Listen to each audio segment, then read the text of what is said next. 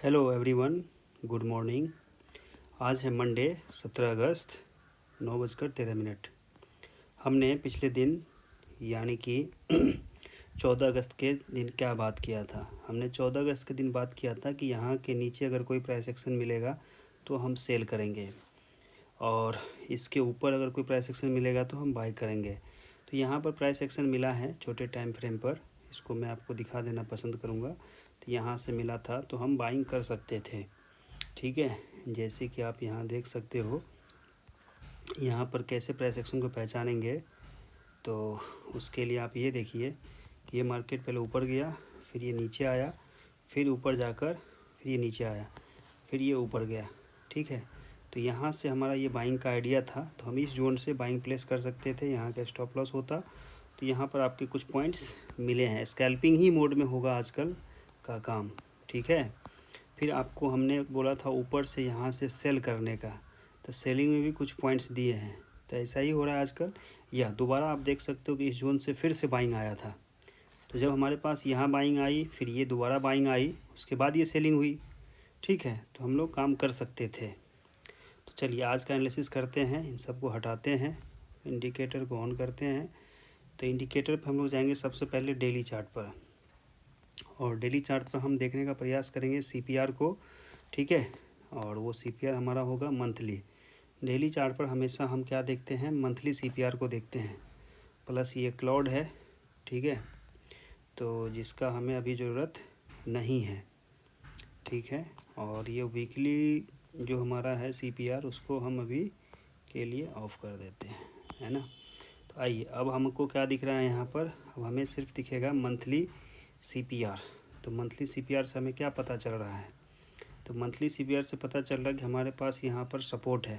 तो सबसे पहले हम क्या करेंगे, ये सपोर्ट जोन को हम ड्रॉ करेंगे, जो कि काफ़ी दिनों से चलता आ रहा है, ठीक है। ये हमारा सपोर्ट जोन हो गया। अगर मार्केट इस सपोर्ट जोन पे आएगा, फिर यहाँ से बाउंस कर सकता है, या ब्रेक करेगा तो अगला टारगेट इसका 173 को होगा। ये होगा मंथली का ओवरव्यू।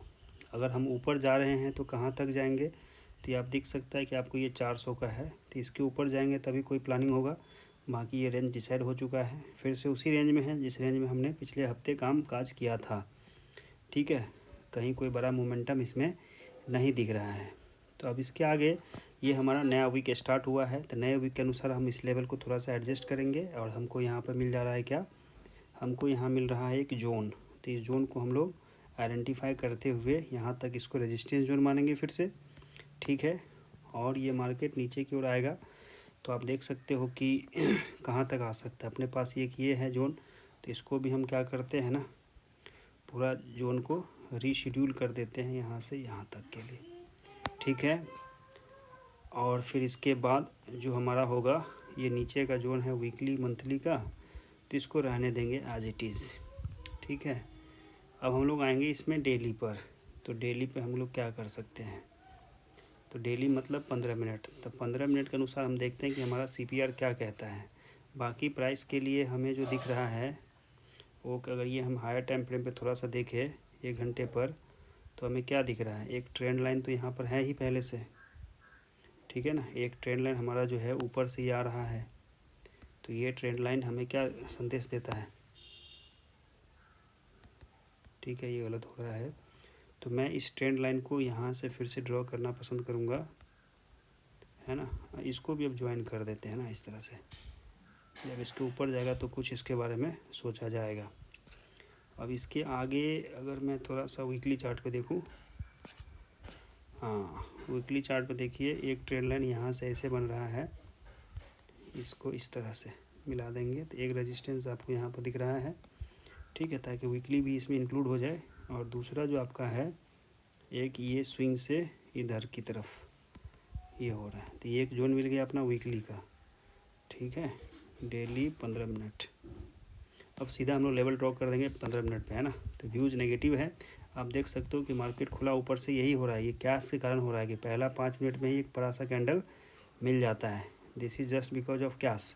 अगर आप इसे 1 मिनट में देखोगे तो आपको समझ में आएगा कि प्राइस एक्शन कुछ नहीं हुआ है। देखो क्या हुआ है, 1 मिनट में इसने 58 पॉइंट का मोमेंटम दिया। अब इतना जब एक ही मिनट में चला जाएगा तो क्या होगा फ़ायदा, कुछ नहीं फ़ायदा होगा आपको, ठीक है। अब इसको हम क्या करेंगे, मार्केट को या तो इधर आने देंगे चाहे ऊपर जाने देंगे, किसी एक साइड ये लग जाए उसके बाद आप एंट्री करेंगे। बीच में एंट्री करेंगे तो क्या होगा, फंसने का चांस ज़्यादा रहेगा, है कि नहीं। तो आइए 15 मिनट से हम फिर से देखना पसंद करेंगे। तो 15 मिनट हमारा ये सपोर्ट जोन है, तो हम कोशिश करेंगे यहाँ से फिर से बाइंग का ही करेंगे, है ना। अगर मुझे यहाँ से मौका मिलेगा तो हम यहाँ से बाइंग करेंगे इस जोन के लिए 44 पॉइंट, ठीक है। ये बाइंग होगा, फिर अगर ये इसके ऊपर जाएगा तो दोबारा हम फिर से इसकी बाइंग करेंगे यहाँ तक के लिए। 2 बाइंग हो गई, तीसरी सेलिंग करेंगे इसके नीचे, एक सेलिंग हम यहाँ से देंगे, ठीक है। एक सेलिंग हम लोग इसमें रेजिस्टेंस जोन से यहाँ की सेलिंग करवाएंगे, और जो दूसरा सेलिंग होगा वो इसके नीचे होगा। अगर प्राइस एक्शन बनेगा तो यहाँ से लेके यहाँ तक का सेलिंग हो सकता है 44 पॉइंट का। तो आज के एनालिसिस में हमारे पास इतना ही रहेगा, ठीक है। सो चलिए मिलते हैं अगले दिन। Thank you very much. आप याद रखिएगा कि मैं कोई सेबी रजिस्टर्ड रिसर्च एनालिस्ट नहीं हूँ, तो आप जो भी फैसला लेते हैं अपने बुद्धि विवेक के अनुसार लीजिए। और याद रहे आपको हमेशा कि आप एक लॉट पर 1400 से ज़्यादा का स्टॉप लॉस नहीं लेंगे, ठीक है। रिस्क मैनेजमेंट में ये आपको ध्यान रखना है।